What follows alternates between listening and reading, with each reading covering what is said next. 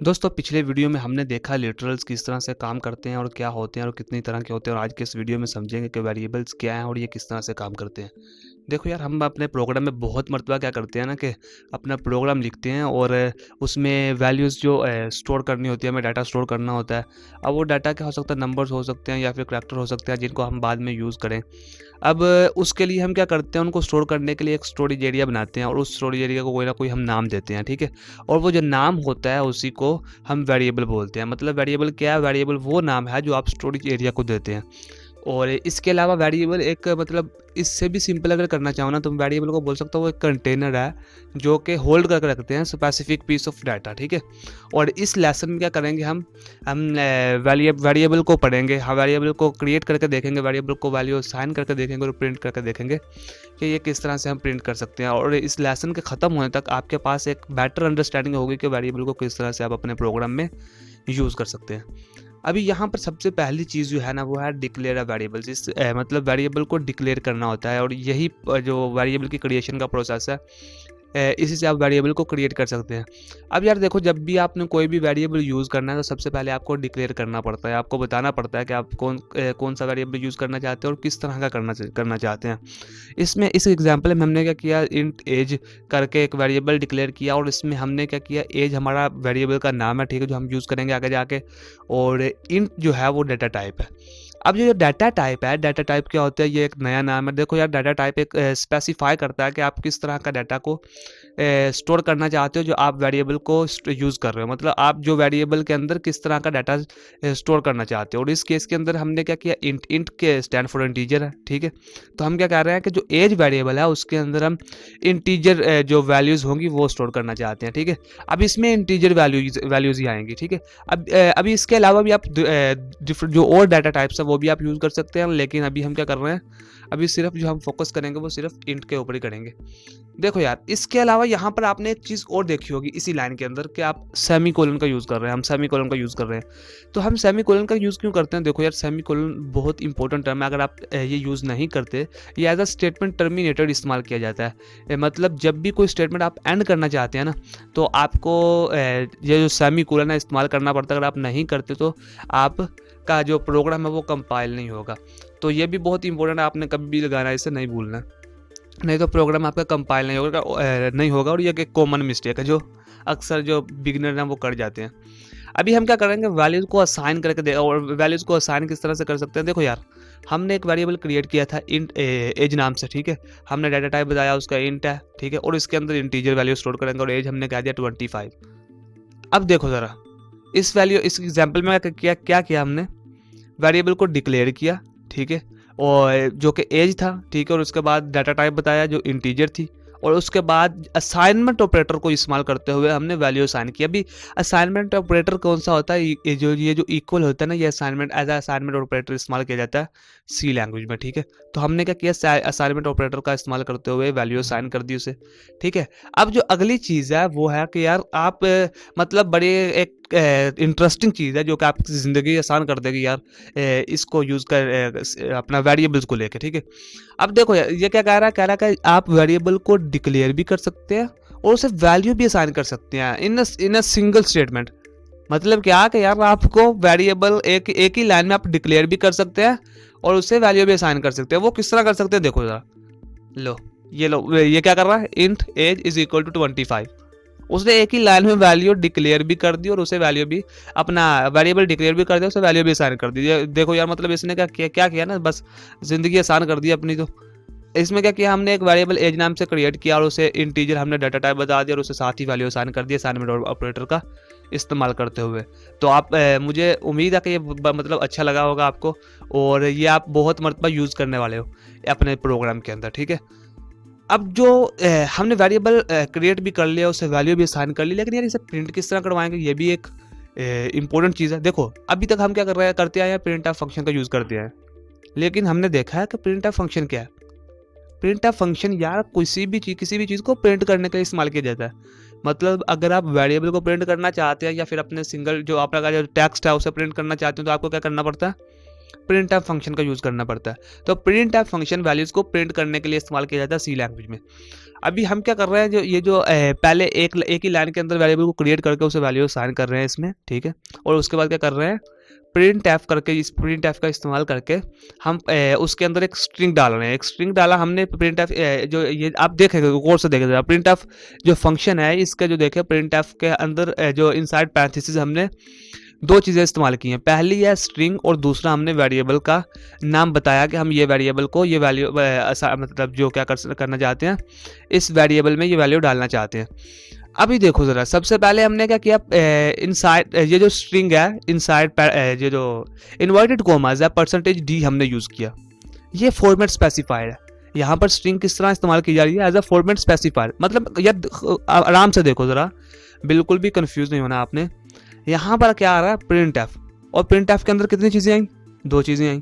पहली है percentage D, और वो किसके अंदर है, स्ट्रिंग के अंदर है, ठीक है। इन्वर्टेड कॉमास का स्ट्रिंग क्या है यार, जो भी चीज़ आपकी इन्वर्टेड कॉमास के अंदर आएगी ना, यहाँ पर प्रिंट एफ के जो इनसाइड पैरेंथेसिस, ठीक है, और इन्वर्टेड कॉमास के अंदर होगी, उसे आप स्ट्रिंग बोलोगे, ठीक है। अब यहाँ पर क्या कर रहे हैं हम, कॉमा लगा के उसके बाद एज लिख रहे हैं। दो चीज़ें आई, ठीक है, पहली स्ट्रिंग और दूसरा आपका वेरिएबल का नाम जो आपने शुरू में डिक्लेयर करके उसे वैल्यू असाइन करी थी। अब ये जो स्ट्रिंग है यहाँ पर वो एज अ फॉर्मेट स्पेसिफायर इस्तेमाल की जा रही है, जिस तरह हमने परसेंटेज डी को इस्तेमाल किया, ठीक है। अब फॉर्मेट स्पेसिफायर क्या होता है, फॉर्मेट स्पेसिफायर आपको बताता है कि जो आपका फंक्शन है कि वो किस तरह की वैल्यू प्रिंट करे। अभी ये हमें बता रहा है कि यार आपका जो फंक्शन है परसेंटेज डी, आप परसेंटेज डी मीन के इंटीजर डिजिट, ठीक है, D stand for digits, and digit आप जानते हो क्या है, इंटीजर वैल्यूज होती हैं, ठीक है। अब ये बता रहा है कि जो भी वैल्यू प्रिंट होगी वो इंटीजर होगी। इसके साथ, इसके अलावा आप परसेंटेज डी की जगह पर परसेंटेज आई भी यूज़ कर सकते हो, ठीक है। और उसके बाद जो हमने एज को यूज़ किया, एज क्या है, ये वेरिएबल जो कि कह रहा है कि इसके साथ रिप्लेस करना, ठीक है। जो परसेंटेज डी जो हमने डिक्लेयर किया, ये किसके लिए किया, मतलब हम कह रहे हैं कि तुमने इंटीजर वैल्यू प्रिंट करवानी है। अब इंटीजर वैल्यू किस चीज़ की प्रिंट करवानी है, हमने कहा एज की करवानी है, ठीक है। तो ये था, आप इस तरह से प्रिंट करवा सकते हैं। मतलब एक मरतबा फिर से आपको बता दूं ताकि आप कंफ्यूज ना हो। सबसे पहले आपने वेरिएबल क्रिएट करना है, ठीक है, उसे वैल्यू असाइन कर दी हमने। अब उसे प्रिंट करवाने के लिए प्रिंट एफ फंक्शन का इस्तेमाल किया, और उसके अंदर दो चीज़ें आती है हमारे पास, ठीक है। एक स्ट्रिंग आती है, string as a format specifier हम अभी इस्तेमाल कर रहे हैं। फॉर्मेट स्पेसिफायर क्या होता है, हम बताते हैं कि यार जो आपका वेरिएबल है वो किस तरह की वैल्यू को प्रिंट करवाएगा, ठीक है। हमने परसेंटेज डी को यूज़ करके बता दिया कि डिजिट्स होंगे, ये इंटीजर वैल्यूज़ होंगी। उसके बाद कौन सी वैल्यू रिप्लेस होगी इसके साथ, कौन सी वैल्यू प्रिंट करवानी है, किस चीज़ की वैल्यू प्रिंट करवानी है एज अ इंटीजर, हमने ये बताना होता है। तो हमने कहा ये जो वेरिएबल हमने डिक्लेयर किया है एज, इसकी वैल्यू हमने रिप्लेस करनी है, ठीक है। तो ये करके हमने उसे छोड़ दिया, तो ये वैल्यू प्रिंट करवा देगा, और इस फंक्शन का जो आउटपुट होगा वो 25 होगा, ठीक है। तो अभी ये अपना करेंगे, प्रैक्टिकल करके भी देखेंगे, लेकिन इससे पहले आप ये थोड़ा सा कुछ हमने ये मैंने लिखा हुआ है कि इम्पोर्टेंट लाइंस हैं, जो आप अगर पढ़ लें तो आपको कन्फ्यूजन नहीं रहेगी। नेक्स्ट, अच्छा यार, आप फॉर्मेट स्पेसिफायर और भी तरह के यूज़ कर सकते हैं, जिस तरह परसेंटेज एफ है, फ्लोटिंग पॉइंट नंबर्स के लिए इस्तेमाल किया जाता है, और परसेंटेज सी है आपके पास, जो कि करैक्टर के लिए, जो आप करैक्टर्स प्रिंट करवाते हैं तो उसके लिए इस्तेमाल किया जाता है। अब यहाँ पर एक इंपॉर्टेंट नोट है जो आपको अपने जहन नशीन कर लेना है, कि जो फॉर्मेट स्पेसिफायर है वो परसेंटेज डी वो क्या कर सकता है, सिर्फ जो इंटीजर वैल्यूज उन्हीं को प्रिंट करवा सकता है। क्यों? क्योंकि देखो यार, डी स्टैंड फॉर डिजिट्स, जो मैं अभी आपको पहले से बता चुका हूँ कि ये इंटीजर वैल्यूज को ही क्या करेंगे, एक्सेप्ट करेंगे। अभी इसी तरह क्या कर सकते हैं आप, अगर आप प्रिंट करवाना चाहें डबल टाइप ऑफ वेरिएबल, ठीक है। डबल भी एक वेरिएबल की टाइप है, ये आगे जाकर पढ़ेंगे अभी कि किस तरह से काम करती है और ये क्या होती है। इसको अगर आप यूज़ करना चाहते हैं, डबल को यूज़ करना चाहते हैं, तो आपको LF यूज़ करना पड़ता है। LF मीन LF भी फॉर्मेट स्पेसिफायर है, जिसका मतलब होता है कि लॉन्ग फ्लोट, ठीक है। अगर आप लॉन्ग फ्लोट को इस्तेमाल करना चाहते हैं, अभी लॉन्ग फ्लोट क्या है, ठीक है, वो भी आगे पढ़ेंगे, बस अभी सुनते जाएं आप, ठीक है। तो इसको अगर आप इस्तेमाल करना चाहते हैं तो क्या करेंगे, हम परसेंटेज LF का इस्तेमाल करेंगे, और ये इंपॉर्टेंट है, ठीक है। इसका मतलब आपको यहाँ पर ये बहुत ही इंपॉर्टेंट है कि आप जब भी यूज़ करो तो इसको, तो करेक्ट अपना आपका जो फॉर्मेट स्पेसिफायर है वो करेक्ट हो। मैं इसे दोबारा रिपीट कर रहा हूँ, मैं क्या कर रहा हूँ, मैं क्या और यार यहाँ पे ये बड़ी चीज़ इंपॉर्टेंट है कि जब भी आप फॉर्मेट स्पेसिफायर का इस्तेमाल करो तो वो करेक्ट तरीके से करो, उसका अच्छे तरीके से करो, ताकि जो वेरिएबल की वैल्यू प्रिंट हो रही है उसमें कोई भी एरर ना आए, ठीक है, ताकि वो अच्छे से काम करे। जब भी आप इस तरह करोगे ना, फॉर्मेट स्पेसिफायर का इस्तेमाल अच्छे से नहीं करोगे तो वो कभी भी बिल्कुल अच्छे तरीके से काम नहीं करेगा, ठीक है। तो ये बहुत ही इंपॉर्टेंट है कि आप करेक्ट फॉर्मेट स्पेसिफायर का इस्तेमाल करो अगर आप वैल्यूज़ को अच्छी तरह प्रिंट करवाना चाहते हो। तो अभी हम इसे करके देख लेते हैं कि ये किस तरह से काम करता है, इसका आउटपुट देख भी लेते हैं। यहाँ पर क्या कर रहा हूँ मैं, यहाँ पर आके एक फाइल नई क्रिएट कर रहा हूँ और इसमें मैंने रखूँगा ये हमारी तीसरा कोड है और इस पर कोई मैं नाम दे रहा हूँ वेरिएबल्स, ठीक है।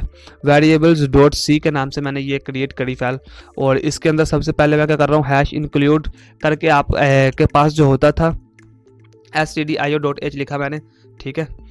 और ये लिख दिया मैंने stdio.h और यहाँ पर इस तरह से लिख करके मैंने इंट मेन लिखा। इंट मेन लिखना है आपने इसी तरह, मतलब ये पहले भी हम इस बात कर चुके हैं। और उसके बाद कर्ली ब्रेसेस के अंदर हमने जो अपना वेरिएबल लिख लेना है, हम वेरिएबल क्रिएट कर रहे हैं हम एज नाम से, ठीक है। और उसे वैल्यू भी साथ ही असाइन कर रहा हूँ मैं, ठीक है। मैंने आपको पहले बताया कि आप इसे वैल्यू इस तरह भी असाइन कर सकते हैं कि पहले इसे डिक्लेयर कर दें, क्रिएट कर दें और बाद में इसे वैल्यू असाइन कर दें इस तरह। एज हमने कहा कि है 20, ठीक है, एज हमने 20 कह दी इसे। और मैं प्रिंट ऑफ फंक्शन का इस्तेमाल करते हुए अगर इसे यहाँ पर इसकी वैल्यू प्रिंट करवाऊँ तो देखो यार, आप देख सकोगे कि किस तरह से काम करता है। ये मैंने ये लिखा, मैंने %d लिखा और ये जो n इसको अभी मैं रिमूव कर दूं, ठीक है, अभी ये क्योंकि हमने पढ़ा नहीं है, ठीक है। और उसके बाद रिटर्न 0 लिख देना आपने हर मरतबा, ठीक है। रिटर्न 0 लिख दिया मैंने। ये एज अ कोड जो आपका सक्सेसर इस्तेमाल किया जाता है। अगर मैं यहाँ पर VS कोड में नहीं भी करता ना इससे, तो मेरा एरर थ्रो नहीं करता रही, ठीक है। अब ये मैंने एक कर दिया प्रिंट ऑफ इंट, जो एज था मेरा वेरिएबल उसे करके डिक्लेयर करके उसे वैल्यू असाइन करके मैंने प्रिंट ऑफ फंक्शन का इस्तेमाल करते हुए अभी मुझे देखना ये है कि यार ये क्या आउटपुट क्या दिखाने वाला है।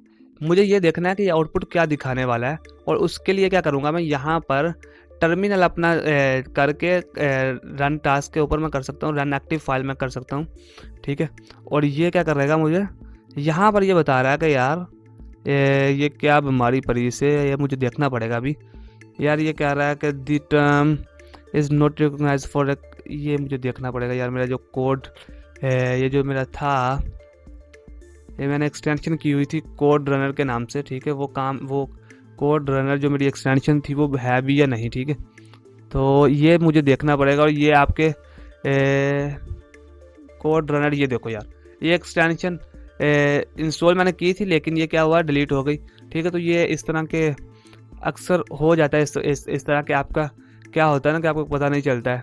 तो इस तरह कभी मतलब एरर आया ना तो आपने देख के घबराना नहीं है उसे, ठीक है। तो यहाँ पर अब मेरे पास ये कोड रनर वाली जो फाइल थी वो आ गई और यहाँ पर मैं देखना चाहता हूँ कि मेरा जो आउटपुट है वो क्या आ रहा है इस वेरिएबल को। और यार देखो ये 20 आ गया, ठीक है। अब 20 जो था वो 20 है जो मेरा आउटपुट है इस वेरिएबल को जो मैंने डिक्लेयर करके वैल्यू असाइन करके इसको किया। लेकिन अभी मैं यहाँ पर आपको एक चीज़ दिखाना चाहता हूँ यार, अगर मैं इस सारे को रिमूव कर दूँ, ये जो मैंने दोबारा से वैल्यू असाइन की है इसमें, और इसको मैं रिमूव करके यहाँ पर इसे जो इक्वल है मेरा उसे लगा दूँ, तो आपके ख्याल से क्या आउटपुट आने वाला है इसका। देखो मैं इसे रन करके देखता हूँ। देखो मैंने इसे रन किया तो ये देखो फिर भी इसका आउटपुट क्या आ रहा है, 20 आ रहा है, कोई फ़र्क नहीं पड़ रहा, ठीक है।